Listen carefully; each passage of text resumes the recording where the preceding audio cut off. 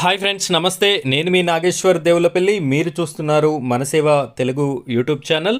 తెలంగాణ రాష్ట్ర ప్రభుత్వం అయితే తెలంగాణ రాష్ట్రంలో ఉన్నటువంటి ప్రజలకి భారీ శుభవార్తని తెలియజేయడం అయితే జరిగింది. ఇక్కడ ఉన్నటువంటి ప్రజలందరికీ కూడా ఫ్రీగా కోళ్లను, అదేవిధంగా మేకలని, అదేవిధంగా గొర్రెలని, వీటితో పాటుగా పలు రకాల జంతు జీవాలని కూడా పంచిపెట్టేటటువంటి ఒక కొత్త పథకాన్ని రాష్ట్ర ప్రభుత్వం అయితే లాంచ్ చేయడం జరిగింది.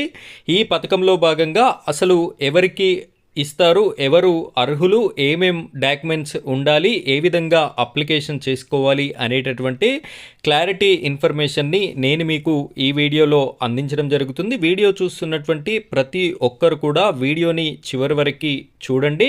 మొదటిసారి మీరు మన ఛానల్ని చూస్తున్నట్టయితే ఇలాంటి లేటెస్ట్ ఇన్ఫర్మేషన్ మీకు రావాలి అనుకుంటే మన ఛానల్ని సబ్స్క్రైబ్ చేసుకోండి. పక్కనే బెల్ ఐకాన్ ఉంటుంది, దాని మీద ట్యాప్ చేసి ఆల్ అని సెలెక్ట్ చేసుకోండి. ఇక మనం వీడియో టాపిక్లోకి వెళ్ళిపోయే ముందు ఈ వీడియోని కనుక లైక్ చేయనట్టయితే లైక్ చేయండి. ఆ వెంటనే వచ్చేటటువంటి హైప్ పాయింట్స్ కూడా వీడియోకి ఇస్తారని కోరుకుంటున్నాను. ఇక మనం టాపిక్లోకి వెళ్ళిపోయినట్టయితే ప్రముఖ దినపత్రికలో వచ్చినటువంటి ఆర్టికల్ని నేను మీకోసం అయితే చూపించడం జరుగుతుంది. గ్రామీణ మహిళలకి గేదెలు, గొర్రెలు, మేకలు, కోళ్ళ పంపిణీ అని చెప్పేసి మనకి ఇక్కడ కనిపించడం అయితే జరుగుతుంది.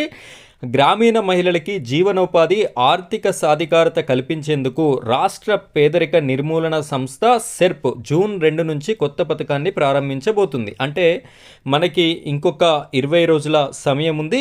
ఈ జూన్ 2వ తారీఖు తెలంగాణ రాష్ట్ర అవతరణ దినోత్సవాన్ని పురస్కరించుకొని ఈ యొక్క పథకం అయితే ఆ రోజున లాంచ్ చేయడం జరుగుతుంది అని చెప్పేసి క్లారిటీగా మనకైతే తెలుస్తుంది. దీని కింద మహిళలతో పొట్టేళ్ల యూనిట్లు, గొర్రె మేక పిల్లల పెంపకం కేంద్రాలు, నాటుకోళ్లు, ఈము పక్షుల కొనుగోళ్ల యూనిట్లు ఏర్పాటు చేయిస్తారు. వారికి బ్యాంక్ లింకేజీలు, రివాల్వింగ్ ఫండ్లు, సబ్సిడీల ద్వారా ఆర్థిక సహాయం కూడా అందించడం జరుగుతుంది. సో మీకు బ్యాంకుల ద్వారా రుణాలు, అదేవిధంగా సబ్సిడీ రూపంలో కూడా మీరు ఒక అందించడం అయితే జరుగుతుంది.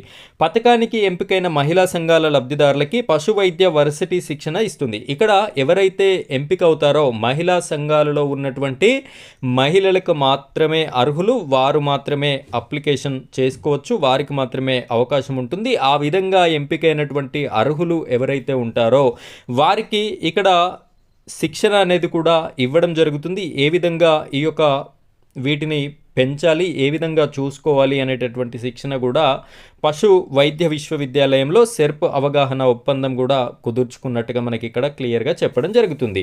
సోమవారం హైదరాబాద్ బీఆర్కే భవన్లో సెర్ప్ సీఈఓ దివ్యదేవరాజన్, పశు వైద్య వర్సిటీ రిజిస్ట్రార్ శరత్ చంద్ర ఒప్పందంపై సంతకాలు కూడా చేయడం జరిగింది. మంత్రి సీతక్క ఆదేశాల మేరకు గ్రామీణ మహిళల ఆర్థిక స్వావలంబనకి తెలంగాణ స్వయం సహాయక సంఘాల అభ్యున్నతి, పశు సంపద వృద్ధి కోసం ఒప్పందం చేసుకున్నట్లు దివ్యదేవరాజన్ గారు తెలియజేయడం జరిగింది.